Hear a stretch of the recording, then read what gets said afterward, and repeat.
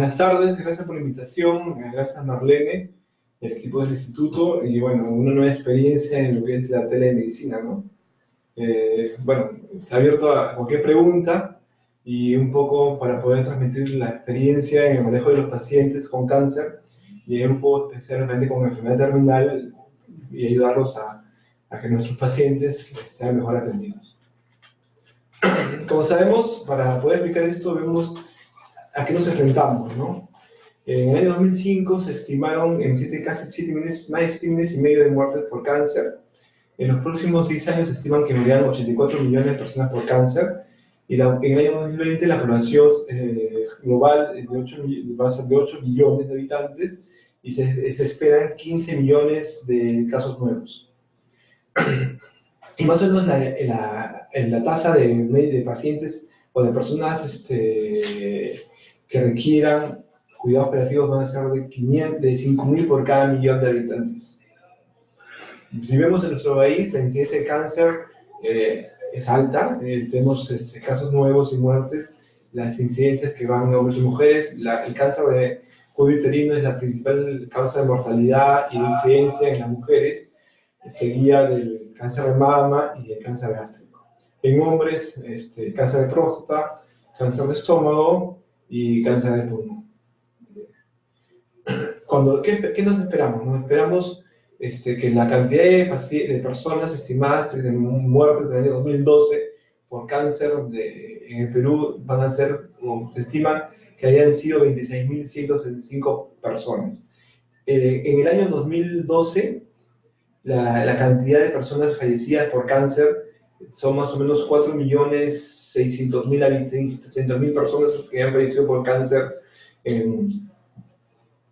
Cuando vemos lo que nos va a esperar en el 2020, esta es una estimación de GloboCan, que es una herramienta estadística que nos permite ver las incidencias, prevalencias, mortalidad de casos esperados y casos esperados de cáncer en general. Si en el nivel mundial, como dijimos, más o menos se esperan 10 millones de muertes. En el Perú, en el año 2020, 34.000 personas muertas por cáncer.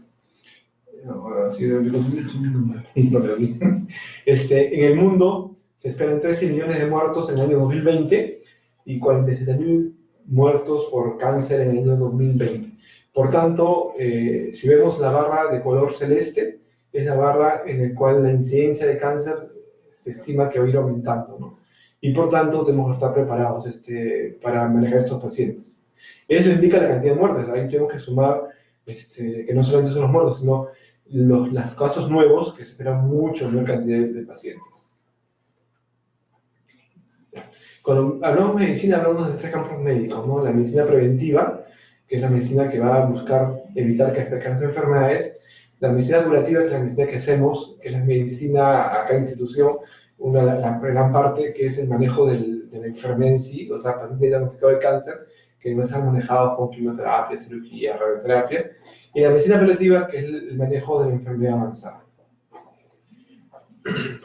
¿Qué buscamos? Hemos pasado una. ¿Qué buscamos con tratar el cáncer, ¿no? Buscamos curación de los pacientes como primera opción. Si el paciente no es curado, buscamos mayor tiempo libre de enfermedad, la supervivencia del paciente, o periodo libre de enfermedad si el paciente está en tratamiento con enfermedad y que requiere mantener el tratamiento. O sea, en primera instancia, curación, en segunda instancia, supervivencia, mayores años de vida, y si la enfermedad se presenta, lo que vamos a buscar es un periodo de enfermedad, o sea, el mayor tiempo posible sin vivencia de enfermedad. Pero el cuidado operativo, lo que vamos a buscar dentro del tratamiento del cáncer está el control de síntomas y el control de la funcionalidad del paciente, la mejora del bienestar y la calidad de vida del paciente. La OMS establece 4 componentes básicos para controlar el cáncer: prevención, detección temprana, diagnóstico y tratamiento y cuidados paliativos. Como tenemos un cáncer avanzado, tenemos que ver si este cáncer es un algoritmo, ¿no? Está en inglés, bueno, lo vemos bien. La primera parte es, no hay forma de enterar, ¿no? No, pero eso tampoco se puede ver ahí, ¿no? Pero sí puedo hacerlo por acá. Ustedes lo veo por acá mejor. para poder ver. Vemos acá. En el caso avanzado tenemos que ver dos posibilidades, ¿no? Si el cáncer es potencialmente curable o no tratamiento curativo. Si es potencialmente curable, lo que vamos a buscar es buscar el mejor tratamiento posible para curar al paciente, sea cirugía, quimio, radioterapia. Hay enfermedades avanzadas que, como vamos a ver más adelante, que tienen, a pesar de que es una enfermedad avanzada metastásica, se puede curar. Y si es una enfermedad que no es curable, lo que vamos a buscar es la mejor condición del paciente, el mejor estado normal, el manejo de las comorbilidades, el manejo en esfera cognitiva, afectiva, funcional y el estatus socioeconómico. Esto nos va a traer algo importante, que es la expectativa de vida del paciente, ¿no? La expectativa puede ser mayor que la expectativa de sobrevivencia con el cáncer, o al contrario, tener una expectativa de vida menor que la expectativa esperada por la sobrevivencia por cáncer. Cuando la expectativa de vida es mayor que la esperada por la sobrevivencia de cáncer, está contraindicado en un tratamiento oncológico. O sea, tú, por ejemplo, tienes un paciente que sin tratamiento tú estimas que puede sobrevivir 6 meses, pero con el tratamiento de repente, por el momento es muy agresivo o tiene muchas morbilidades, su expectativa de vida se la puedes disminuir, entonces esta es una contraindicación para tratar a los pacientes. Si la expectativa de vida es menor, o sea, la posibilidad que le des una opción de tratamiento a la enfermedad oncológica supera la expectativa de supervivencia, entonces lo que tú tienes que vas a determinar lo que son los test de calidad de vida, ¿no? Que es si el estándar o la calidad de mejora o no estoy empezando con el cáncer. Si es mejora, el mejor tratamiento de soporte, igual esto, si está indicado los pacientes con cáncer, es la mejor terapia de soporte. Y acá evalúas los riesgos y beneficios del tratamiento de cáncer. Si el beneficio es mayor que el riesgo, entonces que puedes plantear un tratamiento paliativo para la enfermedad. Y si el riesgo es mayor que el beneficio, también de soporte. Empezamos. Se debe avanzar. Un clic ahí, ¿no? Ya está. Ya. Estos son solamente para ver, ¿no? Entonces, es el diagnóstico, la enfermedad potencialmente curable, no curable, enfermedad terminal. El soporte del paciente está desde el diagnóstico hasta la parte final.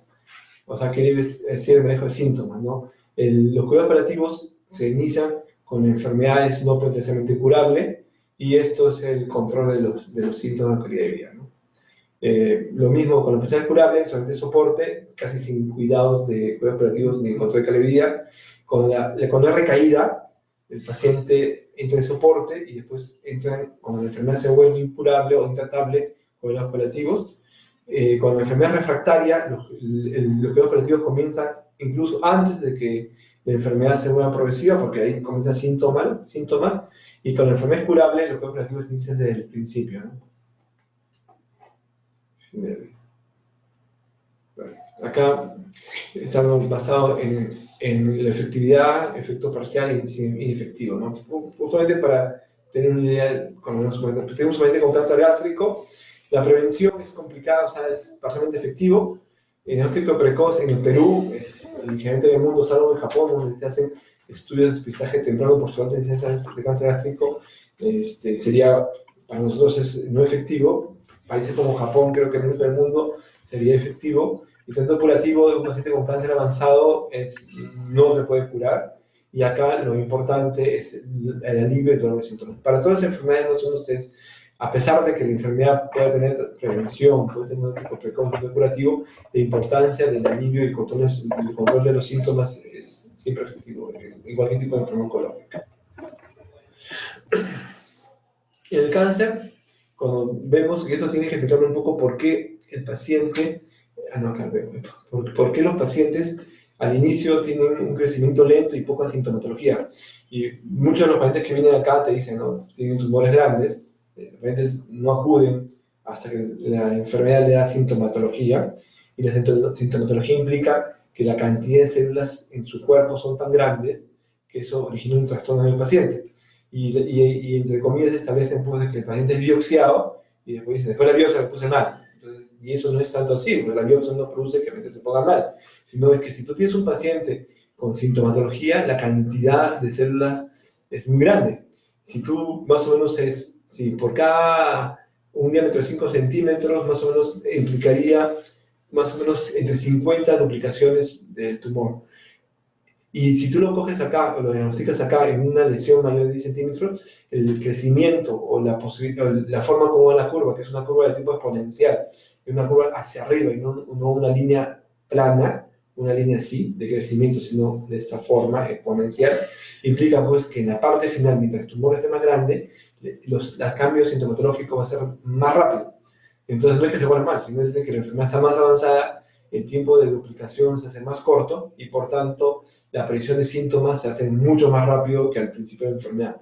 Y entonces también la importancia de poder diagnosticar un paciente a tiempo en el cual la cantidad de tratamiento que va a recibir es menor, el costo económico para el sistema o para la familia es mucho menor, y el costo para el paciente significa lo que va a poder dejar de trabajar o dedicarse y someterse a tratamientos oncológicos como quimio, radioterapia, cirugía, son menos agresivos o incluso inexistentes, ¿no?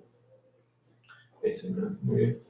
Y acá vemos qué es lo que hemos avanzado con respecto a los manejos oncológicos del año 70 hasta el año 2000, ¿no? En todos los cánceres, en el 70 más o menos teníamos 50% de supervivencia, y en el 2000 llegamos al 5%. Actualmente debemos estar un poco mejor por la cantidad de tratamientos médicos que tenemos. Tenemos pacientes que con enfermedades oncológicas que antes no sobrevivían más de 6 meses, tienen sobrevidas que pueden llegar a 2, 3 años. Por ejemplo, cáncer de pulmón, ¿no? Un paciente con cáncer de pulmón, con todos los recursos y todas las opciones de manejo, con la tipificación que se hace actualmente para poder tener su tipo de cáncer de pulmón, tú puedes tener sobrevidas largas, ¿no? Que antes eran inimaginables. Y hemos visto pues que la incidencia de enfermedades, de varias enfermedades, han ido aumentando la supervivencia de 5 años, mucho mayor. Por ejemplo, hemos convertido el cáncer de próstata en una enfermedad de 7% de supervivencia en el año 70 a 100% de supervivencia de 5 años en el año 2000. No quiere decir que todo sobre 2 vidas, sino de que el paciente está vivo después de 5 años. O sea, la conversión de una enfermedad oncológica de curso generalmente mortal a una enfermedad de tipo crónica, como por ejemplo una diabetes o una hipertensión arterial. Tenemos enfermedades que tienen avanzadas con potencial mal alto de curación, como por ejemplo los tumores germinales, los trofoblásticos, los linfomas de Hodgkin, los Hodgkin, las leucemias agudas y los tumores del cáncer de pulmón tipo microcítico. Y enfermedades en el otro extremo, incurables, que tienen baja respuesta a la quimioterapia, por ejemplo, los sarcomas, el cáncer gástrico, el carcinoma, los melanomas, los carcinomas tiroides, los tumores mesoteliales. Y enfermedades incurables que pueden responder en forma intermedia al manejo oncológico, con quimioterapia hormonal, por ejemplo, el manejo de cáncer de mama, ovario, colorectal, esófago, los tumores cáncer de cuello y cáncer de pulmón no microcítico, o cáncer de cuello uterino, en los cuales tú puedes llegar a un poco romper la evolución tan agresiva que se veía antes y hacer que los pacientes sobrevivan mucho más tiempo. Bueno, esto es para ver también, es importante si ves un paciente con enfermedad oncológica, saber cómo, o sea, qué es lo que esperas que evolucione. O sea, el paciente con cáncer de esófago, ¿qué te va a hacer? ¿No? Te va a hacer metástasis pulmonar, pleural, peritoneal, cerebro. O sea, cada enfermedad tiene un patrón de diseminación diferente, un patrón de metástasis diferente. O sea, no todos hacen la misma evolución clínica.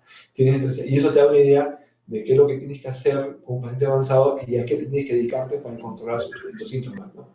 Por ejemplo, si tienes un paciente con cáncer gástrico o cáncer de colon, lo que tú vas a esperar antes de una metástasis pulmonar es una lesión a nivel de carcinomatosis intraabdominal. Entonces, vas a esperar ascitis, insuficiencia hepática, por la metástasis hepática que produce el paciente.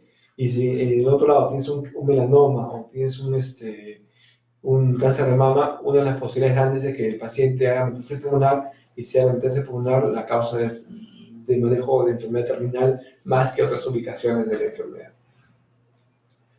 Y esto que tiene que ver con el cáncer es, ¿qué es lo que, o sea, lo de la misma forma, ¿no? O sea, cada enfermedad médica tiene un patrón de síntomas diferentes. Por ejemplo, si tienes un cáncer de páncreas, de lo que te puede presentar es ictericia obstructiva por el compromiso metastásico a nivel hepático o por el mismo crecimiento localizado del tumor. Los pacientes con cáncer de páncreas, por la ubicación de enfermedad intraabdominal, producen muchos trastornos en la capacidad de alimentación, el paciente se adelgaza bastante, y por la ubicación del tumor en el nivel del plexo, dolor, y un dolor incluso de difícil manejo, ¿no? Te puede producir hipertensión portal por compromiso metastásico a nivel hepático o local, diabetes, mellitus de suba de presión por el mismo falla de la producción, del control de la insulina por el compromiso pancreático de la enfermedad oncológica, pancreatitis o diarrea. Esta diarrea inexplicable, ¿no? Pruebas diagnósticas para esto, tomografías, resonancias, resonancias, PCRs, o sea, una serie de exámenes, y creo que vamos a buscar nódulos hepáticos, ganglios supraclaviculares, masas abdominales palpables, siempre peritoneal, carcinomatosis, metastasis pulmonar hepática, esplenomegalia y algunas trombosis, ¿no? Bueno, cada enfermedad tiene un manejo médico y una evolución clínica diferente, ¿no?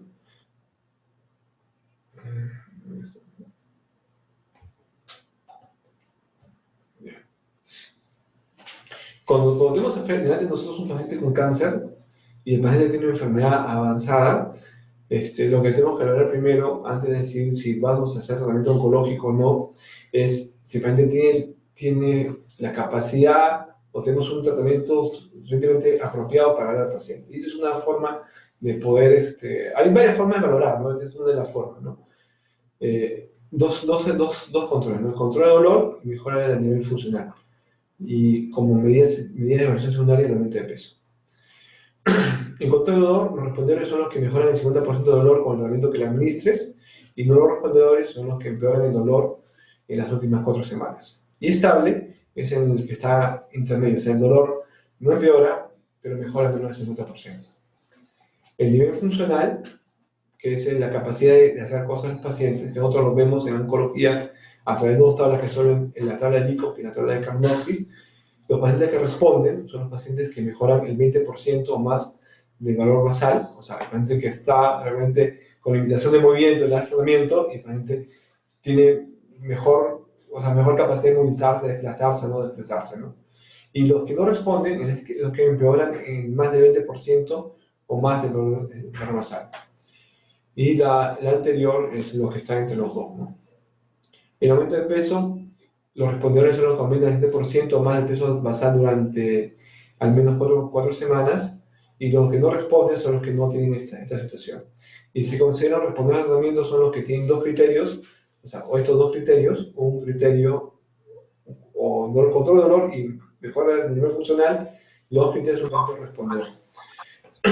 O el paciente que tiene un control de dolor y aumento de peso, o mejora el nivel funcional y aumento de peso. Y estable,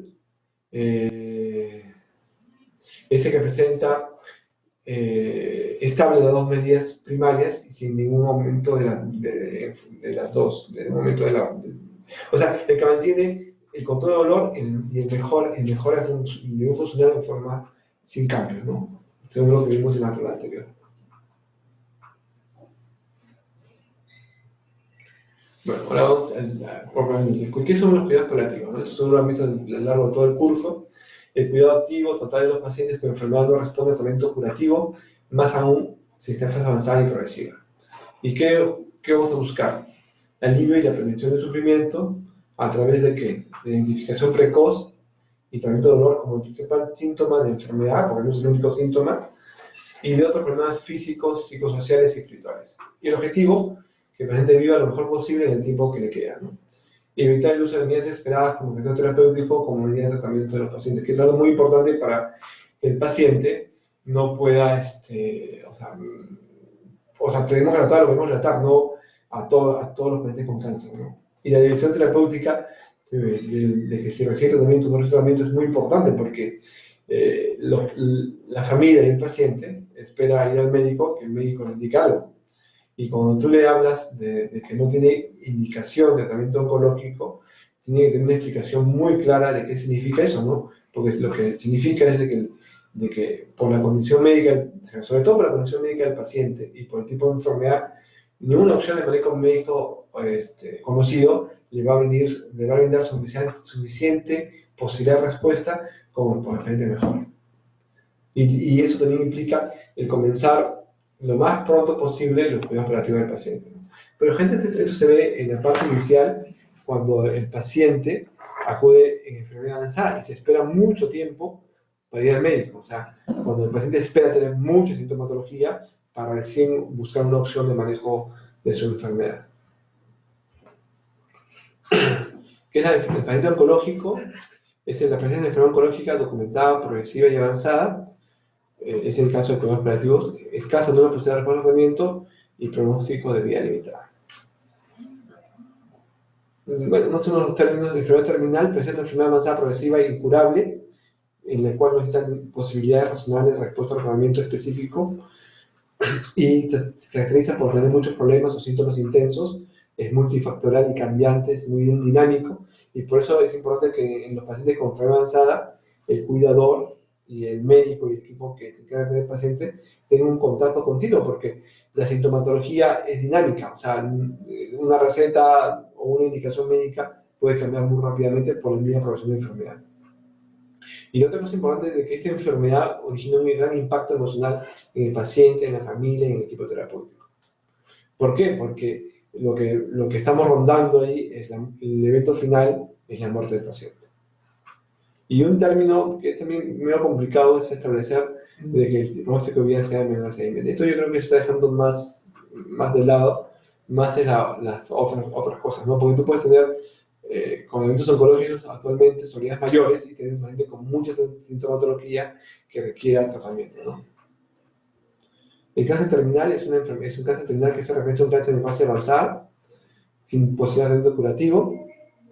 Lo mismo, ¿no? La misma, y acá lo más importante es de que el principal síntoma de un paciente con cáncer terminal generalmente es el dolor.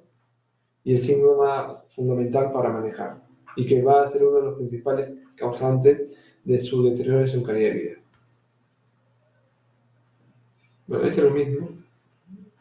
Y lo que vemos, ¿no? O sea, la atención de los cuidados paliativos más allá de la muerte del paciente, la enfermedad que busca cuidados para prolongar la vida, que es el tratamiento oncológico, y los cuidados paliativos que pueden comenzar desde el diagnóstico de la enfermedad y que conforme la enfermedad se torna incurable, la cantidad de cuidados paliativos aumenta y los cuidados para la sobrevida, que son los tratamientos oncológicos, están en disminución hasta que el paciente fallece. Y la participación del equipo de cuidados paliativos más allá de la muerte que el duelo de la familia.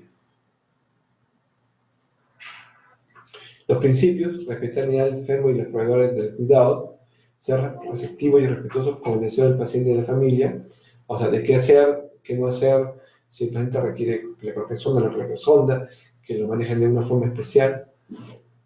Utilizar medidas más adecuadas para compatibles con la elección del paciente, o sea, por ejemplo, que el paciente no quiere usar morfina por ningún medio. Es sumamente complicado manejar dolor, pero bueno, había formas de utilizar medicamentos que dicen morfina, que al final es lo mismo, ¿no? Para controlar su dolor. Alivio de dolor y los efectos físicos, tratar los problemas psicológicos, sociales, espirituales, religiosos, ofrecer continuidad en el cuidado a lo largo de la enfermedad hasta la muerte, proporcionar acceso a cualquier tratamiento de forma realista que busca mejorar la calidad de vida del paciente, respetar el derecho a negarse a recibir la vida anterior, es lo que vemos mucho actualmente con el uso del cannabis.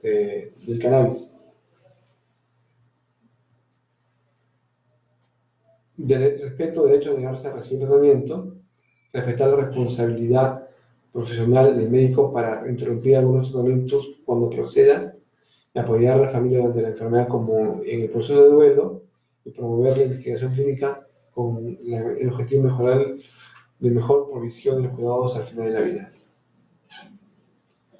Tratar el dolor eficazmente es la mejor calidad de vida del paciente.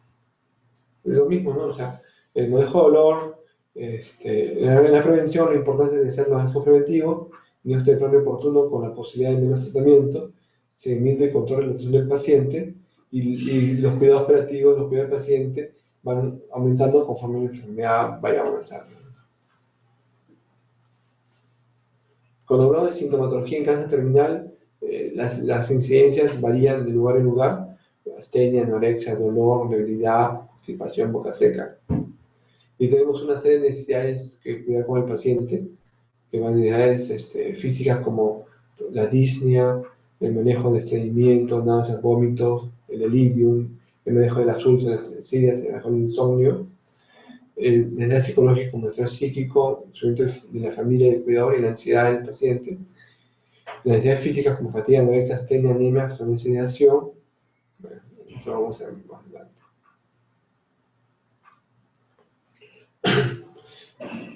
Con respecto a la incidencia de la sintomatología de los pacientes con enfermedad avanzada, el dolor es la que tiene la principal, la más alta incidencia, y el dolor puede ser leve, moderado, severo, 20% de los pacientes, y la moderado, casi la mitad de los pacientes tienen dolor moderado. Cansancio, la mitad de nuestros pacientes tienen incidencia moderada, náuseas, depresión, ansiedad, somnolencia, disnea, anorexia, insomnio. Vamos a ver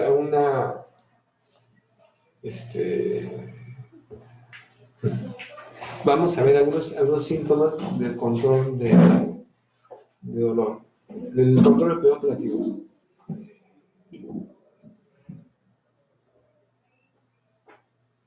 Sí. Seguimos, ¿no? Ya. No sé ninguna pregunta hasta el final. Sí, doctor. Al final vamos a darle, termina usted y Bien. luego ya vienen todas las preguntas que le van a hacer. Ya, bueno, la anorexia, ¿no? Incapacidad del paciente para comer normalmente. La prevalencia, más o menos 85% por tener anorexia, y van desde medidas generales a medidas farmacológicas, ¿no? Por ejemplo, el disminuir el volumen de la comida y la frecuencia, la preparación adecuada de los alimentos, que para mejorar la anorexia, los pacientes con cáncer terminal es importante que el ritmo de alimentación esté asociado al ritmo de comida del paciente, o sea, que el paciente establezca su ritmo de alimentación, cuidar el ambiente y la compañía, evitar olores molestos, olores fuertes, olores que le originen náuseas o rechazo a la comida. Pueden ser pequeñas cantidades de alcohol, pueden estimular la ingesta, y suele sentir más apetito en la mañana, en el desayuno. Y tratamientos farmacológicos como uso de corticoides, megestrol, hidratación o hipodermocrisis para controlar o mejorar la anorexia de los pacientes. La anorexia creo que es uno de los síntomas que el paciente no le importa mucho, porque de verdad el mismo paciente como paciente, su ansiedad no es comer, pero que sí para la familia es sumamente importante, ¿no?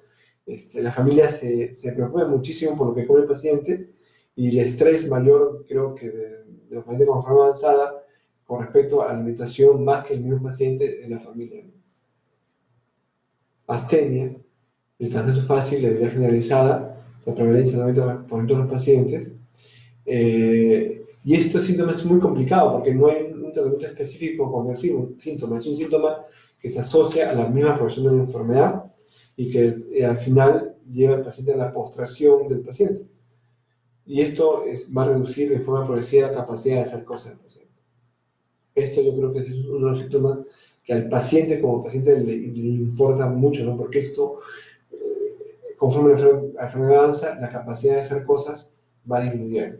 Y muchos te preguntan, no, todavía no puedo subir al segundo piso, ya no puedo ir a comprar a la tienda, ya no puedo leer todo lo que leía, no puedo hacer tal cosa. Otros síntomas importantes son náuseas y vómitos.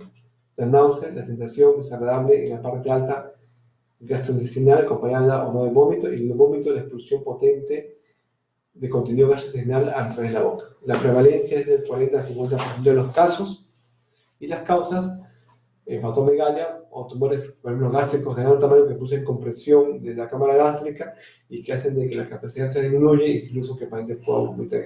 Por ejemplo, en los cánceres gástricos, los hepatocarcinomas o los tumores que dan metástasis hepática.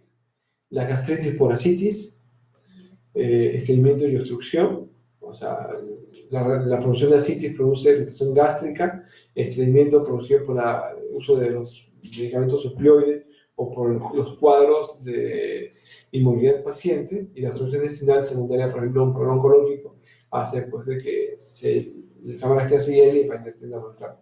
La náusea secundaria a quimioterapia o secundaria a radioterapia, ¿no? Las medidas generales, dieta blanda fraccionada, en el cual prevenir los líquidos, sobre todo líquidos fríos. Si el paciente está en fase muy avanzada y no se puede movilizar, el posicionamiento del paciente de cúbito lateral buscando que el paciente no se aspire, vigilar el contenido del vómito, que te permite evaluar pues, si el paciente está haciendo hematoquesia o está haciendo hemorragia digestiva, para tomar otras medidas con respecto al manejo del paciente. Corregir las causas reversibles, por ejemplo, no sé, pues que el paciente tenga algún tipo de medicamento con el náuseas, que se puede cambiar por otros medicamentos, o buscar alguna causa de tipo de medio interno, como hipercalcemia, que te produce náuseas, gastritis asociada a medicamentos que tienen que ser manejados, o los fármacos irritantes de la mucosa gástrica, que tenemos que evitar para evitar la disminución de las náuseas en el momento del paciente. Correcciones reversibles como la hipercalcemia, gastritis famosa de mucosa, y tratamiento farmacológico, el loperidol, metoclopramida, domperidona, carbamazepina, escopolamida, para mejorar la salud del paciente. Estreñimiento, la prevalencia con uso de opacios es casi de todos nuestros pacientes, el 80% de los pacientes tienen estreñimiento secundario en uso de opacios, y sin opiáceos, 60% de los pacientes.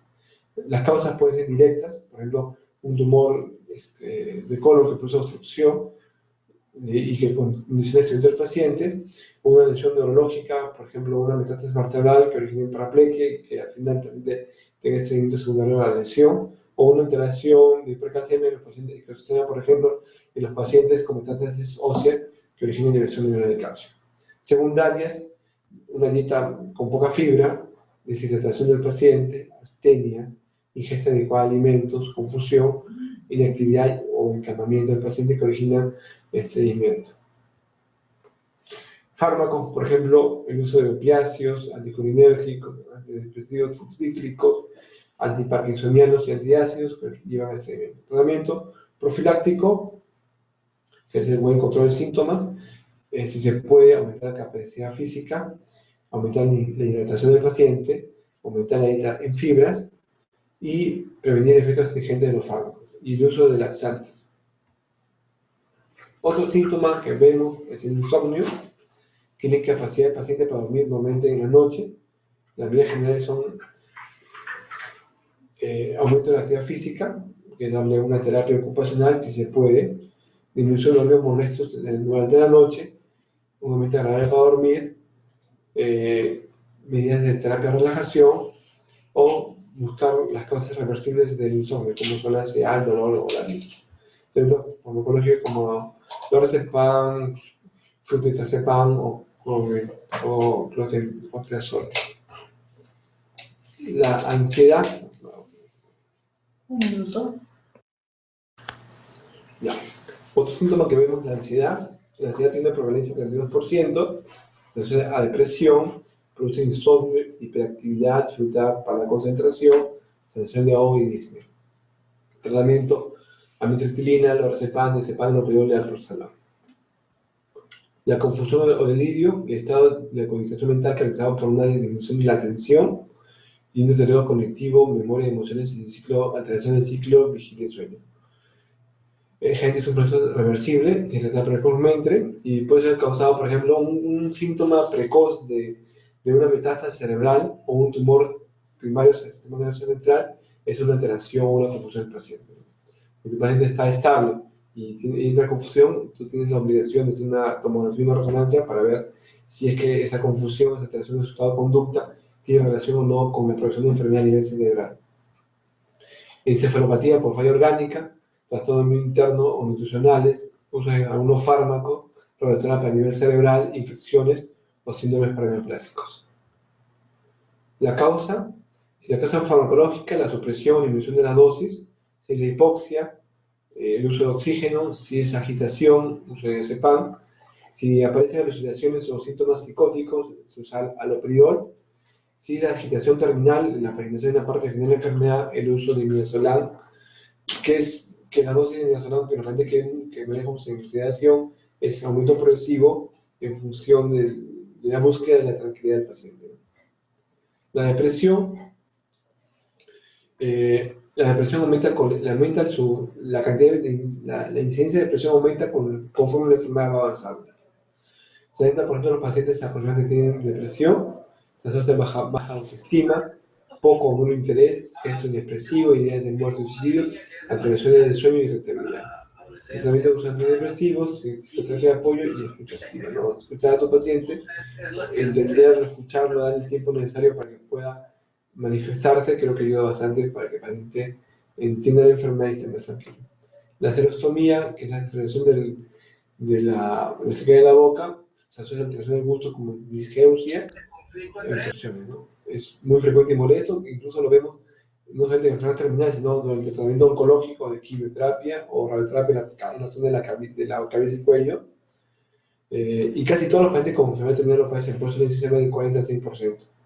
Como causas de mucha radioterapia, las lesiones en la mucosa oral, que es por sequedad o por acción secundaria de quimioterapia, por ejemplo, la serostomía que produce el uso de derivados de 5-fluoracilo, vómitos, deshidratación, diarrea, la uremia, el paciente con obstrucción de vías urinarias por tumores, por ejemplo, retroperitoneales, la ansiedad y la depresión, el uso de fármacos como opiáceos, antidepresivos, tricíclidos, neurolécticos, copolamida y benzodiazepinas. ¿Qué hacemos con la serostomía? Higiene de la cavidad oral, aumentar esa liberación, como por ejemplo chupar pastillas de vitamina C, chupar piña natural o cubitos de hielo o chicles sin azúcar. Aumentar la liberación del paciente.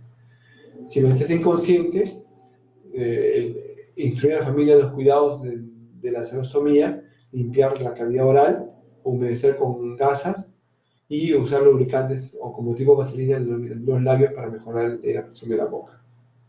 La disfagia, la incapacidad de pasar alimentos, como cáncer de esófago, mediastino, cáncer de cuello, secundaria de radioterapia o a infecciones tipo candidiasis. La medida no farmacológica de la disfagia es la incorporación, que a veces está medio sentado, si es que se puede, y lo otro, aumentar los espacios entre comidas. Las medidas farmacológicas usan la dexametasona, la terapia relativa, si la causa, por ejemplo, es una compresión a nivel del esófago de un tumor esofágico, para que mejore la capacidad de alimentación, o el manejo de desinfecciones, si es, por ejemplo, una candidiasis.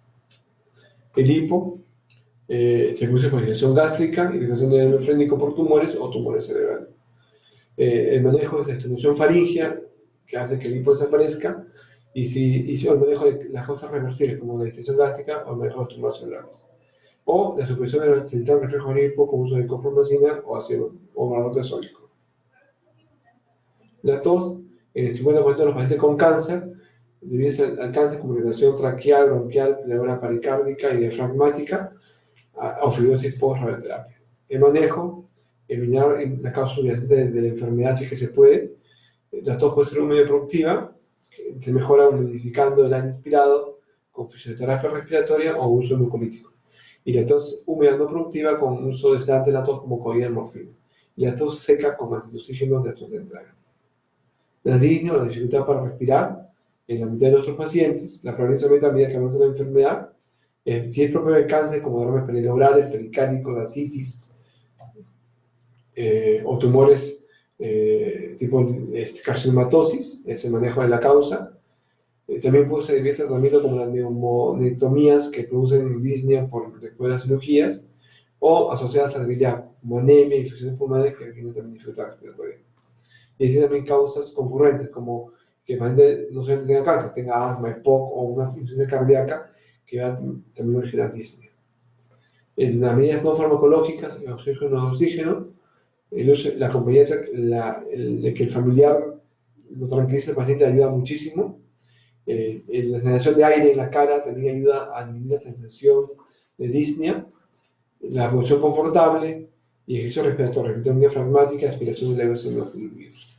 Las medidas farmacológicas, por ejemplo, la principal elección para el control de la disnea es la morfina, y se está asociado a ansiedad el uso de benzodiazepinas, corticoides y el uso de midazolam en la parte de enfermedad terminal.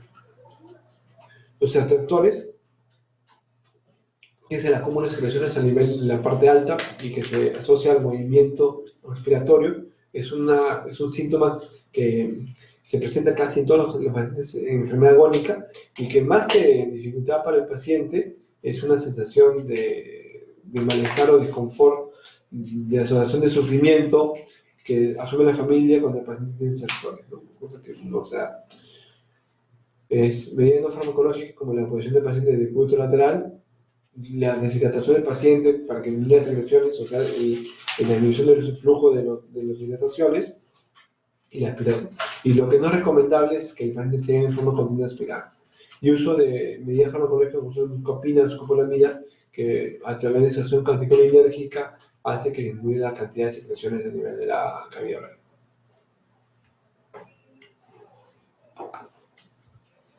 Bueno, esto es la cantidad, estos son no, esto no es tan importante, son la serie de medicamentos que podemos utilizar para el cuidado de los pacientes con cáncer.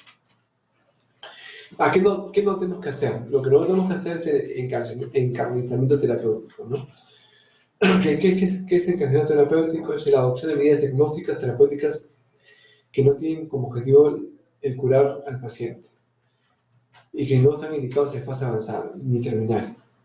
Y que son medidas en las cuales el objetivo y la utilización y lo que tú puedes lograr con la medida que hagas no es proporcional al beneficio clínico del paciente y que no va a mejorar su sobrevida ni mejorar su calidad de vida del paciente. La sedación paliativa es la disminución deliberada del nivel de conciencia del enfermo mediante la administración de fármacos apropiados para esto. Puede ser continuo o intermitente. La profundidad se gradúa en función de lo que uno busque y la progresión de la enfermedad.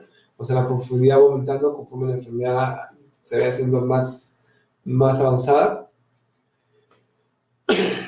Y la aspiración operativa en agonía es en la parte final del paciente, en la cual se usa generalmente mediación y morfina para disminuir el estado de conciencia del paciente y que la parte final sea lo más tranquilo. Y lo que no se acepta es que se sea el paciente ante síntomas difíciles de controlar. Por ejemplo, hiperactividad o nivel extremo, o no es un momento de disnea o no controlado, ¿no? Donde el objetivo no es la sedación, sino el objetivo es de que el paciente tolerice el síntoma y el paciente se despierta, ¿no? Pero es bien complicado porque depende porque generalmente acá las decisiones de sedación son decisiones familiares, más que del paciente. Entonces, donde tú tienes familias que quieren estar totalmente despiertos y a pesar de que tienen indicaciones de sedación no quieren sedarlo, y tienes el otro extremo, en el cual las familias no quieren que haga nada, o sea, que ni siquiera, o sea, si está muy hiperactivo, que no esté hiperactivo, que tenga que dormir. Entonces, los dos extremos. Entonces, yo creo que aquel equilibrio es la decisión médica de que es indicar si la sedación tiene un objetivo, que es en la parte final de la enfermedad, y no tiene relación con un síntoma que quieras mejorar o controlar. La enfermedad incurable avanzada es la enfermedad de curso alargado y progresivo sin respuesta al tratamiento curativo disponible, evoluciona hacia la muerte a corto o mediano plazo, con un contexto de fragilidad y hiperautonomía progresiva, múltiples síntomas y gran impacto en la familia, en el terapéutico y en el paciente. La enfermedad de situación terminal, el enfermedad incurable avanzada y irreversible, con un pronóstico de limitada vida de semanas o meses.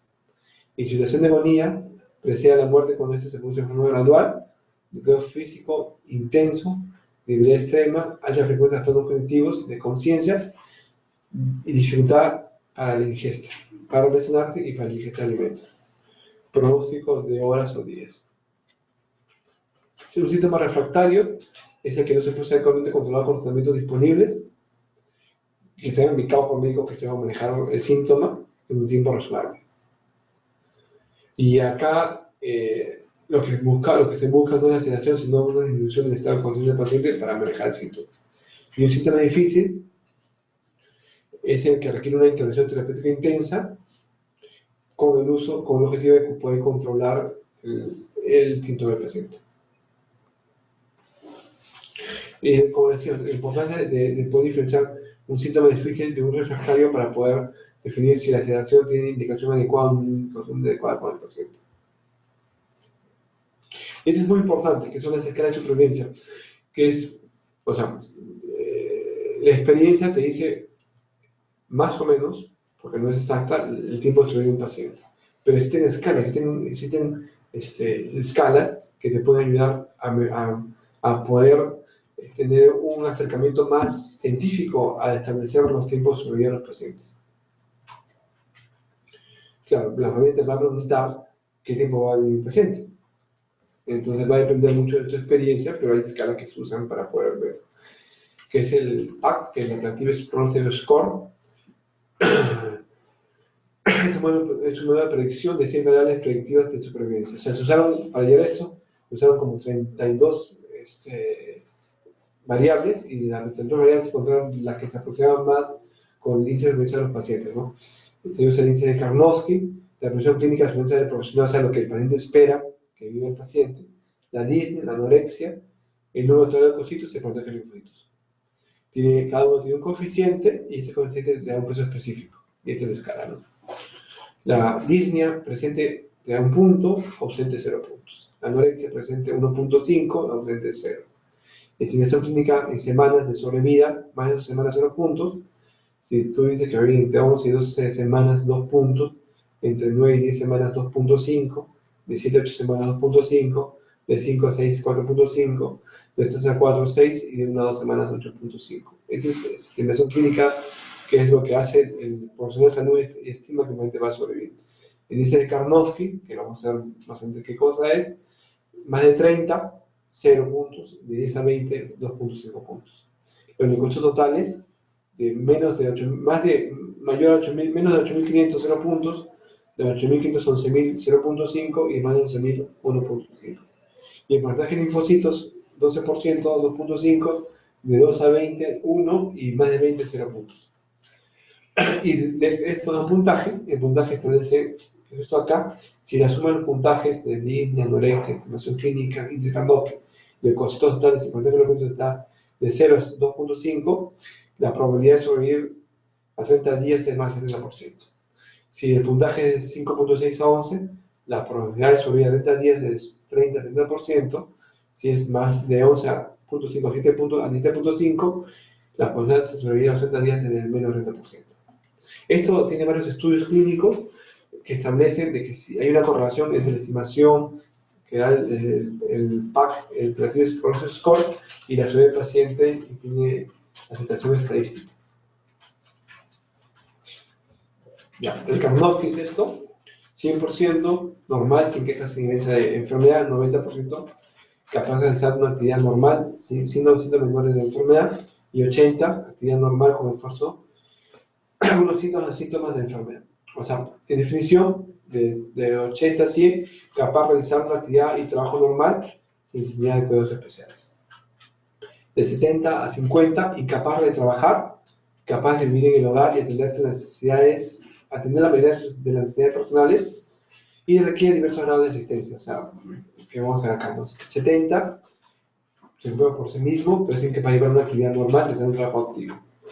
60, requiere asistencia ocasional, pero es capaz de atender la mayoría de sus necesidades. 50, requiere asistencia considerable y cuidados médicos frecuentes. El Karnofsky de 40, incapacidad y requerimiento de cuidados asistenciales especiales. Y 70, severa incapacidad de operación indicada, aunque la muerte no es evidente. Imposibilidad de cuidarse a sí mismo, requiere atención institucional o hospitalaria equivalente, la enfermedad progresa rápidamente. Y ese es el PPI, índice de pronóstico operativo, que es un índice parecido al anterior, una adaptación latinoamericana, o sea, para países en vía de desarrollo, ¿no? ¿Por qué? Porque la diferencia es que no hay ni un examen laboratorio. Entonces acá el nivel de actividad, Karnofsky 10 a 20, 4 puntos, de 1 a 50, 2.5, y más de 60, 0 puntos. En gesta oral, severa reducida 2.5, moderadamente reducida 1 y normal 0. Edema, presente 1 punto, ausente 0. Disnea, presente 3.5, ausente 0. Y delirio, presente 4 y ausente 0. Si el PPI es mayor a 6, la sobrevida es menor a 60 semanas. Si el índice de pronóstico operativo es mayor a 4, la sobrevida es de 6 semanas. Sí. Y no requiere examen alto. Más o menos eso es lo que te decía el protocolo. Y muchas gracias. Bien, doctor. Interesante, realmente. Me imagino que habrá muchas preguntas, doctor, desde el punto de vista de su especialidad, ¿no? Y usted, doctora, ha podido muy bien ligar ambas, que es la oncología, desde un punto de vista de enfermedades que todavía pueden curarse, pero también la determinación de cuándo derivarlo al paciente a cuidados paliativos, cuando existe la unidad de servicio de cuidados paliativos, y si no, usted también con su segunda especialidad de médico paliativista, ¿no, doctor?